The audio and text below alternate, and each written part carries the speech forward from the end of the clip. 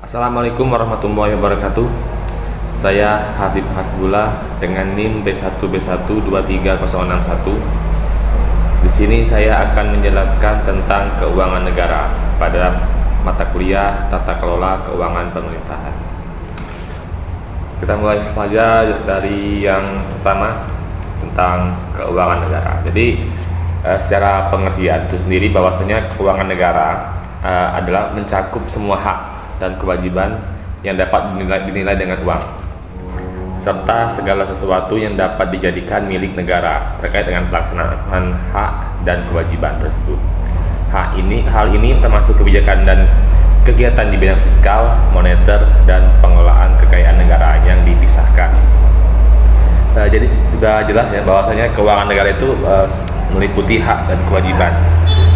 Kalau kita deskripsikan terlebih dahulu bahwasanya mana yang lebih dahulu antara hak dan kewajiban, mungkin kalau sudah ternak di dalam pikiran kita bahwasanya kewajiban itu lebih dulu. Apa saja yang kewajiban bagi negara? Nah, kewajiban bagi negara kita itu sendiri yaitu yang pertama yaitu menggali sumber daya alam kita, kemudian mengelola pajak, itu mungkin kewajiban mengelola pajak, kemudian mengelola maksudnya di pajak, kemudian eksploitasi sumber daya alam itu merupakan kewajibannya. Selain itu ada hak di sini setelah melaksanakan kewajiban negara, yaitu negara mempunyai hak. Hak apa dalam keuangan negara di sini? Yaitu hak untuk mengelola keuangan negara tersebut. Jadi uang di sini mau diarahkan kemana gitu, mau pembangunan apa, baik itu di bidang infrastruktur, di bidang sumber daya manusia, pendidikan, dan sebagainya. Itu terkait hak dan kewajiban yang dinilai dengan uang. Artinya di sini hak dan kewajiban ini dinilai dengan uang. Seperti yang saya katakan tadi bahwasanya pajak itu kewajiban negara untuk memungutnya. Nggak ada itu pihak swasta atau pihak manapun yang memungut pajak selain negara. Termasuk juga eksploitasi sumber daya alam itu kewajiban negara yang mengelolanya, bukan dari pihak manapun. Kalau ada yang bukan dari pihak negara itu berarti ilegal. Selanjutnya itu ya kegiatan fiskal dan moneter. Fiskal ini berhubungan dengan kebijakan-kebijakan yang diambil oleh pemerintah dalam pengelolaan pajak dan keuangan negara, yang untuk mengontrol perekonomian, untuk mengendalikan uang yang beredar di masyarakat agar tidak terjadi inflasi. Begitupun dengan moneter. Moneter ini bukan kebijakan pemerintahnya, tapi lebih ke arah kebijakan yang diambil oleh bank. Kebijakan oleh bank bagaimana uang yang beredar di masyarakat itu dapat dikontrol dengan baik. Kalau uangnya lebih artinya inflasi. Dan itu tugasnya moneter, mencetak uang, menarik uang yang berada di peredaran masyarakat. Itu fiskal dan moneter. Moneter itu sendiri ya Bank Sentral, ya BI, Bank Indonesia. Mereka yang bertugas atas keuangan, mencetak uang dan segala macamnya. Itu bersifat independen ya, bukan berada di naungan kementerian atau segala macam. Kemudian kita mulai dari yang kedua yaitu ruang lingkup keuangan negara. Tadi sudah saya singgung bahwasanya hak dan kewajiban itu. Sekarang kita berbicara tentang ruang lingkup keuangan negara. Artinya di sini jadi keuangan negara ini apa saja menjadi ruang dan lingkupnya untuk mengelola hal ini tersebut. Jadi ada ruang dan lingkupnya. Yang pertama yaitu hak negara. Apa saja hak negara dalam pengelolaan keuangan negara ini? Itu pertama memungut pajak. Memungut pajak itu sudah jelas, itu diatur oleh negara itu sendiri, bukan dari pihak swasta atau pihak pribadi atau pihak manapun yang memungut pajak. Itu tugas negara. Kemudian mengeluarkan dan mengedarkan uang. Mengeluarkan dan mengedarkan uang ini jelas ini hak negara ya, melalui bank-bank Indonesia tadi, melalui kebijakan moneter. Dalam pajak ini kebijakan fiskal. mengeluarkan dan mengedarkan uang. Selanjutnya melakukan pinjaman. Nah, pinjaman di sini artinya hanya negara yang bisa memberikan pinjaman kepada masyarakat, kepada pihak swasta, perusahaan, kepada negara tetangga maupun. Jadi hanya negara yang bisa melakukan pinjaman. Ini adalah konteks keuangan negara ya. Kalau misalnya dalam konteks pribadi ya siapapun bisa pinjam uang. Sudah kita membahas hak, kita lanjut ke kewajiban negara. Apa saja kewajiban negara? Nah, di sini ada menyelenggarakan layanan umum pemerintahan dan membayar tagihan pihak ketiga. Menyelenggarakan layanan umum ini termasuk seluruh ya. Artinya di sini negara ini wajib untuk melayani seluruh masyarakatnya. Melayani bagaimana? Seperti kita contohkan melayani pada pembuatan KTP itu kan bentuk pelayanan publik negara. Kemudian pelayanan rumah sakit dan pelayanan perizinan lainnya, dan termasuk juga infrastruktur. Infrastruktur itu ya bentuk suatu pelayanan pemerintahan dari pemerintah ke masyarakatnya. Walaupun ini bukan pelayanan secara langsung, tapi ini sebuah pelayanan di mana mendukung mobilitas, itu pelayanan infrastruktur. Kemudian ada membayar tagihan ke pihak ketiga. Kita lanjut ke penerimaan dan pengeluaran. Jadi secara pengertian sendiri, semua penerimaan negara dan pengeluaran negara yang harus dicatat dalam anggaran pendapatan dan belanja negara atau anggaran pendapatan dan belanja daerah.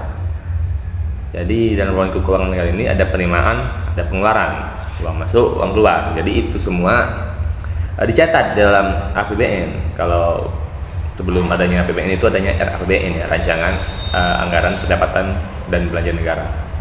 Catat dan ada penerimaan berapa tahun, berapa anggaran yang kita perlukan untuk tahun ini, untuk belanja tahun ini. Atau juga termasuk di daerah ya, APBD. Oke, kemudian selain itu yang terakhir yaitu kekayaan negara, termasuk kekayaan yang dikelola oleh pemerintah, baik berupa uang, surat berharga, piutang maupun barang. Jadi kekayaan negara itu sendiri ya kekayaan yang oleh pemerintah ya, berupa uang, surat berharga, piutang dan maupun barang. Di dalam keuangan negara ini, kekayaan negara kita itu sendiri sebagai sumber ya, sumber untuk pendapatan keuangan negara, itu baik berupa uang, surat berharga, piutang maupun barang-barang. Dan kita lanjutkan ke prinsip pengelolaan keuangan negara. Baik, untuk prinsip dalam pengelolaan keuangan negara ini bersama ya, yaitu pengelolaan keuangan negara, daerah hingga kepada desa. Yang pertama apa? Yang pertama itu tertib. Tertib di sini artinya mematuhi peraturan perundang-undangan. Jadi setiap pengelolaan keuangan negara ini itu sudah diatur dalam undang-undang. Dan harus tertib, harus sesuai dengan peraturan. Kalau dalam peraturan perundang-undangan kita menganggarkan biaya pendidikan itu harus sekian, itu ya sesuai. Oh ya, harus tertib, harus sesuai dengan undang-undang, harus tepat juga. Kemudian yang kedua ada efisien dan ekonomis, menggunakan sumber daya secara optimal. Jadi efisien di sini artinya maksudnya adalah bahwa setiap dalam pengelolaan keuangan negara ini harus efisien, harus berguna seminimal mungkin. Uang yang ada ini harus digunakan seminimal mungkin dan harus efisien. Itu bisa diartikan bahwasanya tidak memakan waktu, artinya perlu cepat itu ya. Dan ekonomis sih mudah dijangkau ya. Selain efisien dan ekonomis, yang ketiga adalah efektif, mencapai tujuan yang ditetapkan. Jadi dalam pengelolaan keuangan negara itu harus efektif. Apa yang ditujukan itu harus ditetapkan. Kita punya uang segini, kita harus untuk biaya pendidikan, biaya infrastruktur, biaya budaya, biaya kesehatan. Itu harus sesuai dengan tujuan yang ditetapkan. Jadi efektif, tepat sasaran. Kemudian yang terakhir yang tidak kalah penting lagi yaitu transparan dan akuntabel, menyediakan informasi yang jelas kepada publik mengenai penggunaan anggaran. Jadi transparan di sini artinya dimaksud dalam pengelolaan keuangan negara harus terbuka, orang harus tahu apa saja yang dibelanjakan, yang digunakan oleh negara, harus terbuka, semua orang harus tahu, harus terbuka, harus jelas.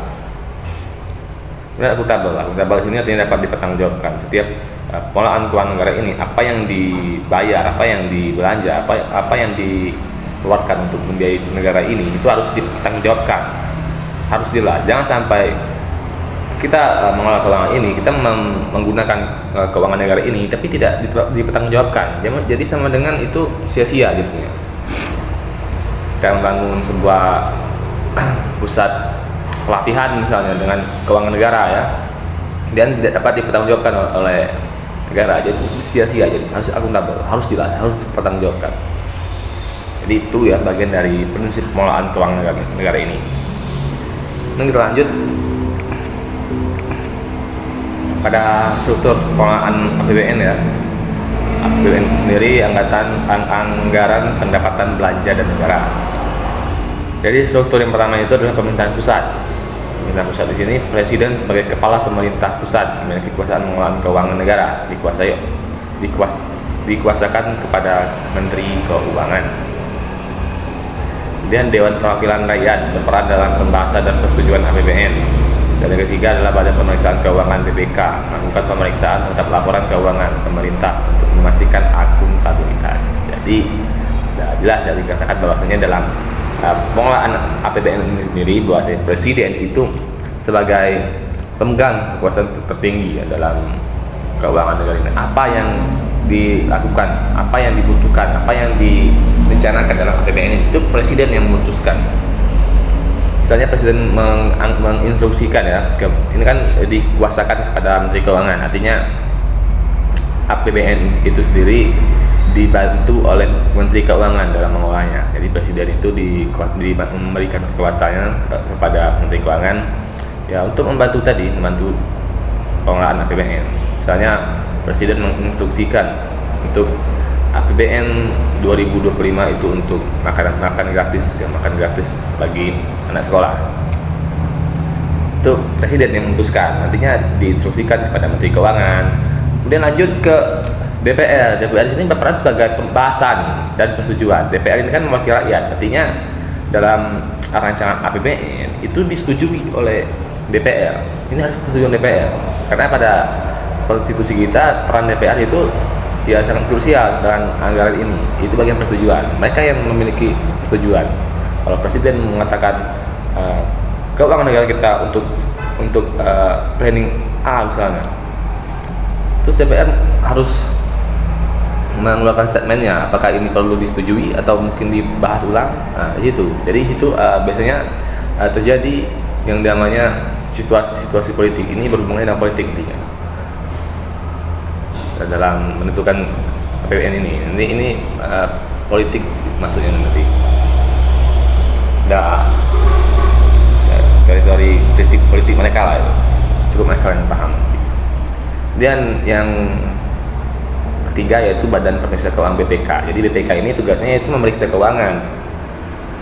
Jadi mereka memastikan bahwa laporan keuangan pemerintah itu sudah secara tepat dan akuntabilitas dapat dipertanggungjawabkan. Jadi mereka ini berwenang untuk menyelidiki itu tadi APBN tadi, itu tugas mereka untuk mengawasi, menyelidiki dan memastikan bahwasanya ini sudah tepat sasaran atau tidak, apakah ini sudah akuntabel, dapat dipertanggungjawabkan.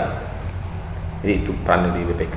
Jadi BPK ini kalau kita bisa artikan ya secara luas ya, ibaratkan kalau analoginya itu seperti wasit ya, dia mengawasi permainan gitu.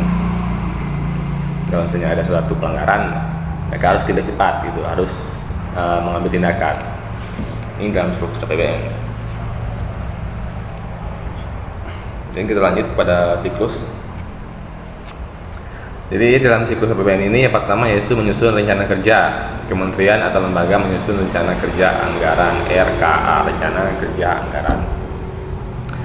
Jika APBN 2025 itu artinya pada penyusunannya dilakukan pada tahun 2024.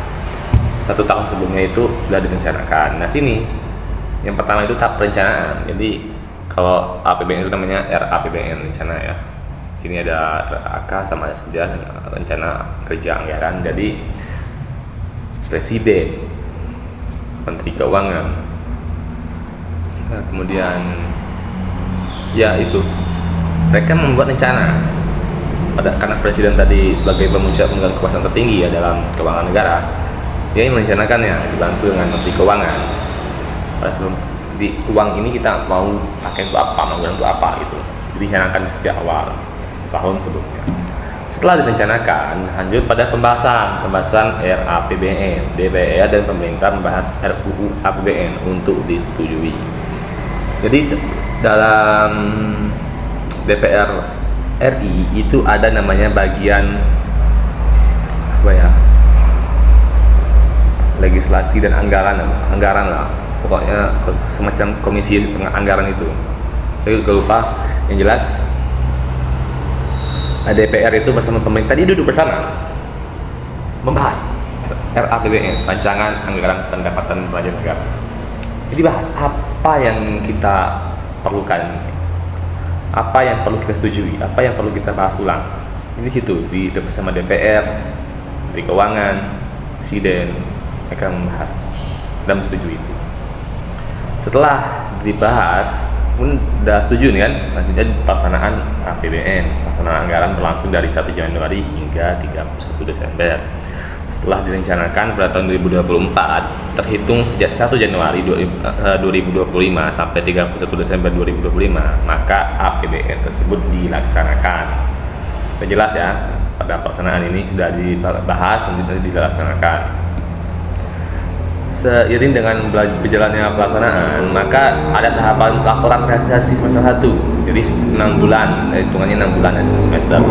Pemerintah menyampaikan laporan hasil pelaksanaan anggaran pada semester pertama kepada DPR. Jadi pemerintah ini melaporkan ke DPR. Kami sudah melakukan keuangan negara ini untuk pembiayaan ini dengan hasil sekian sudah saya distribusikan ke daerah-daerah ini. Nah, itu harus laporkan ya kepada DPR ya selaku pihak untuk mengawasi tadi. Kemudian pada yang terakhir, pertanggungjawaban dalam pelaksanaan APBN. Setelah tahun anggaran berakhir, pemerintah menyusun laporan pertanggungjawaban yang diperiksa oleh BPK. Jadi setelah 2025 APBN itu berakhir, maka harus dibuat laporan pertanggungjawabannya, harus jelas, harus akuntabel tadi, dan diperiksa oleh BPK. Jadi para BPK di situ memeriksa saja yang hasil yang telah mereka peroleh selama ini terhadap APBN ini. Jadi laporan pertanggungjawaban jadi perlu dievaluasi atau segala macam dan diperiksa oleh BPK yang berwenang atas pemeriksaan tadi. Ya mungkin barangkali itu saja ya terhadap terkait materi kita pada kali ini. Saya ucapkan terima kasih. Saya akhiri. Wassalamualaikum warahmatullahi wabarakatuh.